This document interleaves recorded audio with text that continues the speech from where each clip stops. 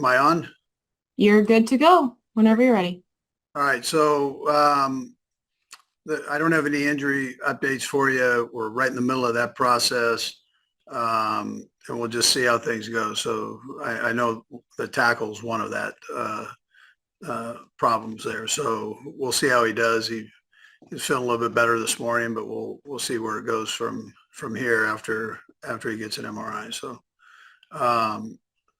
other than that, there were some good things that we did in the game that I mentioned after after the game. There were some good personal play that went on with individual guys, along with some good team efforts. I thought defensively we really did a great job the first half, and then we're able to finish that up the second half. We got a couple things we got to clean up there, just with some of the throw game. So, but we'll get that cleaned up, and then offensively, I thought we did some good things. We got a few things there that we've got to take care of, but that I have a lot of respect for that defense, and that quarterback that they have is also a heck of a player. So, and I think Jim's doing a nice job with that whole group. Anyways, with that, time's yours. We'll go first to Blair Kirkhoff. Go ahead, Blair. Thanks, Kelce. Andy, I just wanted to know what went into having Justin Reid do the kickoffs. Just his length of kickoffs, the ability to kick it into the end zone there consistently. Go ahead. Yeah, I was going to say, does it obviously help to have a good tackler on the team as well, especially for a team that likes to return kicks? Yeah, that doesn't hurt for sure. So, but initially it was the length. Just he's got a strong leg, and we thought maybe he could put it back there in the end zone. Thank you. We'll go next to Matt Derrick. Matt. Hey, Coach. I know you don't have any more information on injuries, but Josh Williams also left the game last night. Any update on his status?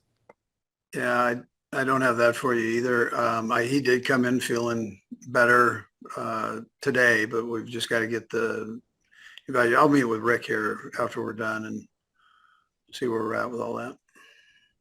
And also, there's a report that you're having an old friend, Steven Nelson, coming in for a visit today. What do you remember about Steven, and what kind of a player was he, and how do you feel like he could help you out if he came back? Yeah, he was a good player when he was here. He came out of Oregon State with the ability to return and play corner, and then he developed into a starting corner in the league, and he's had a nice career for the last how many years, and so it was a ability to add a little depth to that spot, and we'll just see how things work out, see kind of where he's at today, and but he would be a welcomed addition if it all works out. We'll go next to Pete Sweeney. Pete.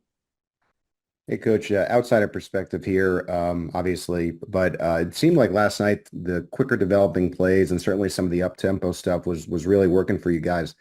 Is that viable for a game-long situation, or what goes into the game theory when you see something like that? Yeah, no, that's a viable thought.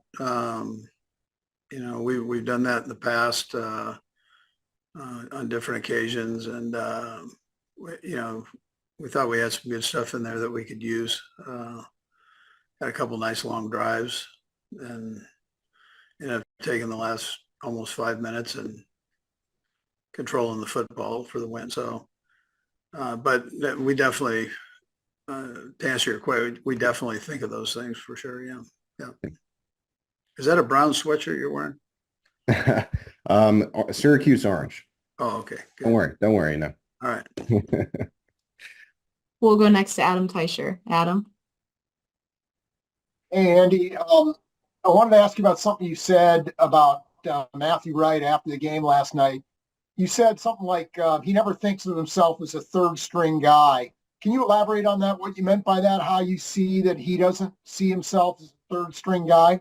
Yeah, I think he's a he's got a quiet confidence about him, and I think he realizes that he's a legitimate kicker. At least that's the persona that he presents to everybody. And I think all the guys on the team have confidence in him. So we're not sitting there going, "Hey, listen, we've got some guy that has never done this before and doesn't have a track record with us." He comes in and he just goes, "Okay, line me up and let's go." We'll go last to Todd Lebo. Todd? I've got a couple of things here if I could. First up, Coach, I know we talked to you after the games and it's usually like, right afterwards and you haven't processed every single thing that's happened so far, but have you had a moment to reflect on the number of kind of different ways you guys have won games this year near the end and how maybe unusual it is? You've seen a lot of football over the years to kind of have these things kind of roll up one after the other like this. Yeah, it's unique. It's a unique year.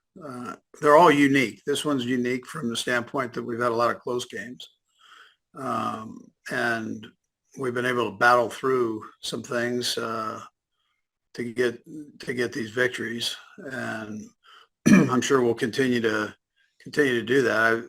One of the things I came out of training camp with was that kind of senior leadership, was mentally tough guys. And I think some of that's carried over to the newer additions, and they see how we do things and they try to work themselves into it. And yeah, we don't have as many reps with the guys, but they kind of take on that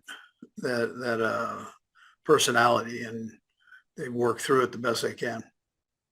And on a couple of your senior leaders, we asked about this one last night, the play where Patrick rolled out at the end.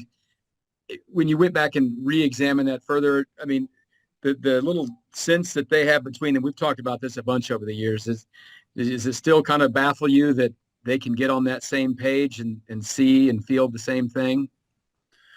Yeah, they've got a lot of trust in each other, and they challenge each other all the time, and and that's a positive. And then they're both great competitors, but most of all, they have that feel. They have a feel for one another, and that comes probably with a little bit of the friendship, a little bit of working together, and a lot of reps in there with one another. So. Oh man, he means the world to me, man. I mean, without getting like emotional, I mean, he's a guy that has really kind of made me who I am in my career, and a true leader on the football field. Someone, everybody says security blanket, but someone that I can just go to at any moment, and he's going to make a big play happen. And as he's gone throughout his career, he's never dropped off as far as his work ethic and the way he leads, and I think that's super important. When you have a guy that's going to have a gold jacket, and he's the hardest working dude on the team. What do you think has made you who you are? Just as a player?